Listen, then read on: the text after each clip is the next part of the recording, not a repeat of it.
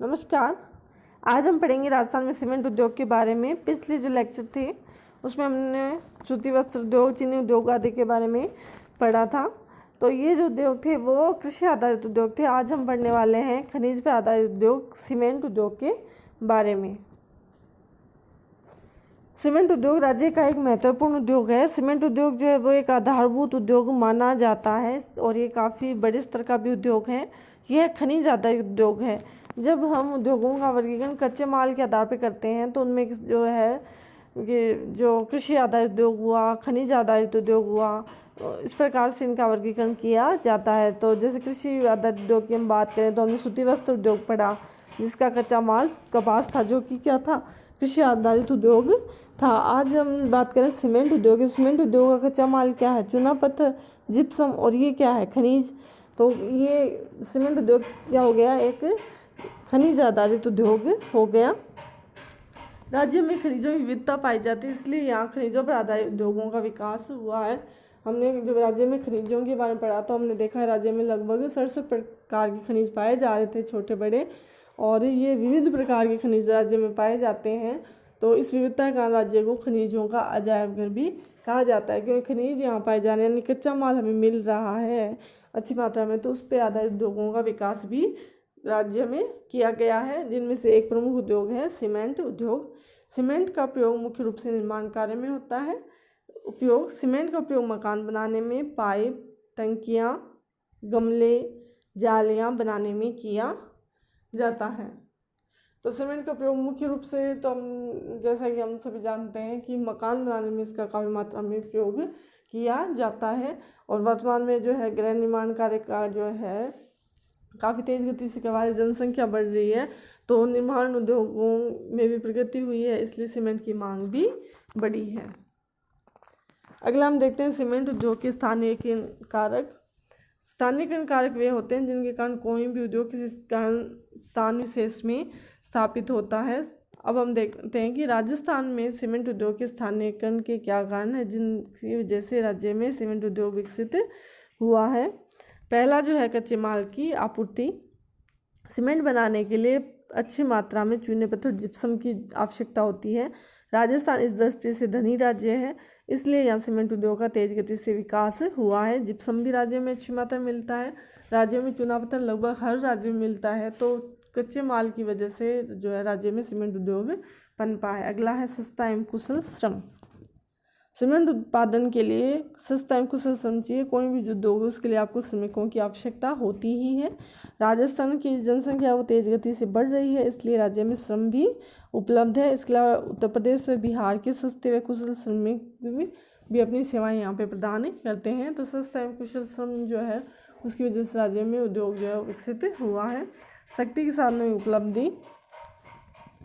कोई भी जो उद्योग है वो बिना शक्ति के साधनों की चल नहीं सकता, और मुख्य रूप से हम देखते हैं कि शक्ति के साधन जिनका प्रयोग किया जाता है जैसे कोयला है, बिजली है। तो कोयले की दृष्टि से देखा जाए तो राजस्थान स्थिति इतनी अच्छी नहीं है, लेकिन अन्य राज्यों से जैसे बिहार है, इनसे कोयला आयात करके जो उद्योग जो है वो चलाए जाते हैं। अगला है पूंजी निवेश। कोई भी उद्योग है उसका इंफ्रास्ट्रक्चर अगर आपको स्थापित करना है, पहले एक संरचना का विकास करना होता है, तो पूंजी की आवश्यकता होती है।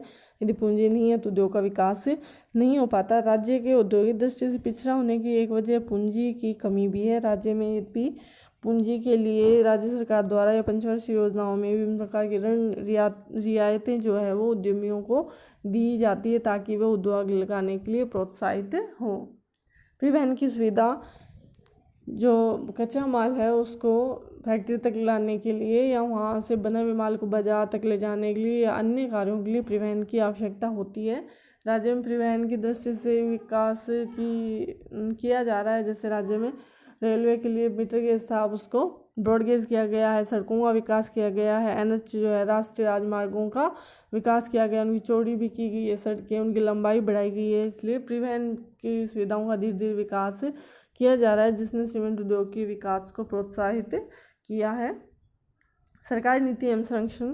किसी भी उद्योग का विकसित होना सरकारी नीति पर और उसके द्वारा संरक्षण पर निर्भर होता है। यदि सरकार कर लगा देती है तो करों का बोझ बढ़ा देती है, तो उसके जो उत्पादन में जो क्या होता है कि लागत बढ़ जाती है। लागत बढ़ने की वजह से वो महंगा हो जाता है, तो वो उद्योग हतोत्साहित होता है। और यदि सरकार विभिन्न प्रकार की रियायतें देती है, उसको संरक्षण देती है, तो वो उद्योग विकसित होता है। तो राज्य में जो योजनाएं हैं उनमें औद्योगिक विकास को प्रोत्साहन दिया गया है, और जिस वजह से सीमेंट उद्योग भी प्रोत्साहित हुआ है। राजस्थान में सीमेंट उद्योग का विकास। राज्य में सीमेंट उद्योग का विकास स्वतंत्रता पूर्व हो गया था। 1947 से पहले ही यहाँ पे कारखाना खुल गया था। राज्य में सबसे पहले सीमेंट बनाने का संयंत्र 1912 में लाखेरी नामक स्थान पे, जो बूंदी जिले में है, क्लिक निक्सन कंपनी द्वारा स्थापित किया गया था। राजस्थान में चूना पत्थर के बहुत अच्छे भंडार है, जिस कारण कच्चे माल की प्राप्तता ने सीमेंट उद्योग के विकास को प्रोत्साहित किया है। तो राजस्थान में लगभग हर जिले में चूना पत्थर पाया जाता है, और जिस वजह से जो है लगभग हर जिले में ऐसी संभावना है कि सीमेंट उद्योग को विकसित किया जा सके। जिप्सम जो है वो भी राजस्थान में पर्याप्त मात्रा में है, अच्छी स्थिति है। राजस्थान लगभग 80% जो है जिप्सम उत्पादित करता है। राजस्थान के जैसलमेर जिले में स्टील ग्रेड का चूना पत्थर पाया जाता है। तो इस वजह से राज्य में सीमेंट उद्योग का विकास हुआ है। राज्य का सीमेंट उत्पादन में प्रथम स्थान है। राज्य में सबसे अधिक सीमेंट का उत्पादन कौन से जिले में होता है? चित्तौड़गढ़ जिले में। जबकि जैसलमेर जिला सर्वाधिक संभावनाओं वाला जिला है, जहाँ पे अधिक प्लांट लगा के सीमेंट उत्पादन को बढ़ाया जा सकता है। अब हम बात करते हैं राज्य में सीमेंट उद्योग के कारखानों के बारे में। कौन कौन से कारखाने हैं, किन किन स्थानों एवं जिलों में हैं। एसीसी लिमिटेड जो इलाखेरी बूंदी जिले में है, बिरला सीमेंट वर्क्स लिमिटेड जो चित्तौड़गढ़ जिले में है, श्री राम सीमेंट जो कोटा में है, श्री सीमेंट जो कि ब्यावर में है, मंगलम सीमेंट जो कि कोटा में है, जेके सीमेंट लिमिटेड जो कि निम्बाहेड़ा में है, जयपुर उद्योग लिमिटेड जो कि सवाई माधोपुर में है, चेतक सीमेंट कारखाना जो कि चित्तौड़गढ़ में है, बिनानी सीमेंट्स लिमिटेड जो कि सिरोही जिले में है, श्री सीमेंट जो कि ब्यावर नामक स्थान पे है। इनमें सबसे अधिक जो उत्पादन क्षमता है सीमेंट उत्पादन कौन से जो प्लांट में होता है? जेके सीमेंट्स निम्बाहेड़ा में। और सबसे कम जो सीमेंट का उत्पादन करता है वो करता है श्री राम सीमेंट जो कि कोटा जिले में है। ये हमने देखे राज्य में मुख्य सीमेंट के कारखाने। अब हम बात करते हैं राज्य में सफ़ेद सीमेंट के कारखानों के बारे में। राज्य में सफ़ेद सीमेंट के कारखाने भी पाए जाते हैं। राज्य में गोटन जो कि नागौर जिले में है, राज्य का पहला सफ़ेद सीमेंट कारखाना सन 1984 में स्थापित किया गया। तो कई बार ये क्वेश्चन जो है कंपटीशन पूछा जाता है कि राज्य में सफ़ेद सीमेंट का पहला कारखाना किस स्थान पर स्थापित किया गया, तो आप आंसर होगा इसका गोटन नागौर में। कब स्थापित किया गया? 1984 में। खारिया खंगार जो कि जोधपुर में है, में भी सफ़ेद सीमेंट का कारखाना स्थापित किया गया है। यह सन 1988 में जेके बिरला सीमेंट्स द्वारा स्थापित किया गया है। यह राज्य का सबसे बड़ा सफ़ेद सीमेंट का कारखाना है। तो राज्य का सबसे बड़ा सफ़ेद सीमेंट का कारखाना जो है वो कौन सा है? खारिया खंगार जोधपुर में है। इसके अलावा मांगरोल जो चित्तौड़गढ़ जिले में है, यहाँ पे भी सफ़ेद सीमेंट का कारखाना स्थापित किया गया है। ये हमने देखे राज्य में जो सीमेंट के सफ़ेद सीमेंट के जो कारखाने हैं इनके बारे में। राज्य में सीमेंट उद्योग की समस्याएं। यद्यपि राज्य में सीमेंट उद्योग के लिए कच्चा माल है वो पर्याप्त मात्रा में है, तो फिर भी सीमेंट उद्योग का उतना अधिक विकास नहीं हो पाया जितना होना चाहिए था। तो इसकी क्या वजह है वो हम देखते हैं। पहला है पूंजी का अभाव। पूंजी के अभाव के कारण राज्य में स्टील ग्रेड चूना पत्थर का विशाल भंडार जैसलमेर के सानू क्षेत्र में पाया जा रहा है, लेकिन फिर भी वहाँ पे सीमेंट प्लांट लगाया नहीं जा सका। इसी के साथ जिप्सम के पर्याप्त भंडार होते हुए भी पूंजी की कमी के कारण सीमेंट उद्योग के बड़े जो संयंत्र नहीं लग रहे हैं, कम पूंजी की वजह से छोटे संयंत्र लग रहे हैं, कम कच्चे माल के क्षेत्रों में लगाए जा रहे हैं। क्योंकि बड़े सीधे आपको प्लांट लगाने तो आपको पूंजी की आवश्यकता अधिक होती है, तो पूंजी का अभाव जो है इस उद्योग को प्रोत्साहित होने से रोकता है।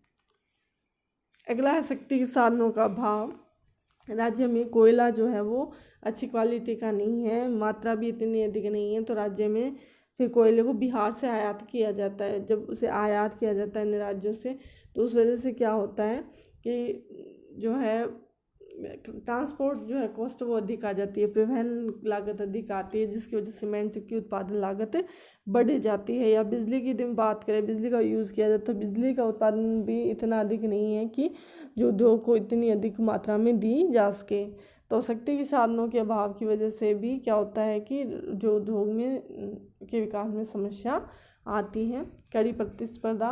अब राज्य के सीमेंट उद्योग को अन्य राज्यों के सीमेंट उद्योग से प्रतिस्पर्धा करनी पड़ती है। अभी राज्य में कच्चा माल पाया जाता है, लेकिन यहाँ पे कुशल श्रमिकों की कमी है, या फिर तकनीकी दृष्टि से देखा जाए, या फिर लागत की दृष्टि से देखा जाए कि जैसे कि शक्ति साधन है वो आयात करते हैं, आयात करने की वजह से परिवहन लागत बढ़ जाती है, तो जो सीमेंट का उत्पादन लागत बढ़ेगी, उत्पादन लागत बढ़ने की वजह से सीमेंट महंगा हो जाता है, महंगा होने की वजह से वो अन्य राज्यों से प्रतिस्पर्धा में टिक नहीं पाता। तो इसके कड़ी प्रतिस्पर्धा के कारण जो उद्योग जो है वो तेजी से नहीं पनप पाया है। ये भी राजस्थानी सीमेंट उद्योग के लिए कड़ी स्पर्धा जो है वो सबसे बड़ी चुनौती है।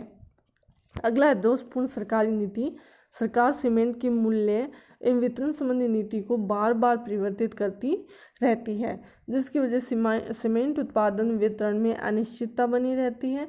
तो उस अनिश्चितता की वजह से भी जो उद्योग जो है वो पनपता नहीं है, या फिर उसमें विकास में बाधा आती है, उद्यमी जो है इस उद्योग को लगाने के लिए प्रोत्साहित नहीं हो पाते हैं। तो ये हमने देखी कि सीमेंट उद्योग के विकास में राजस्थान में क्या क्या समस्या आ रही है, उनके बारे में हमने देखा। तो आज हमने सीमेंट उद्योग के बारे में पढ़ा कि राज्य में उसके स्थानीयकरण की क्या कारक है, क्या क्या उसके लिए संभावनाएं हैं, कहाँ कहाँ उद्योग स्थापित किया गया है। धन्यवाद।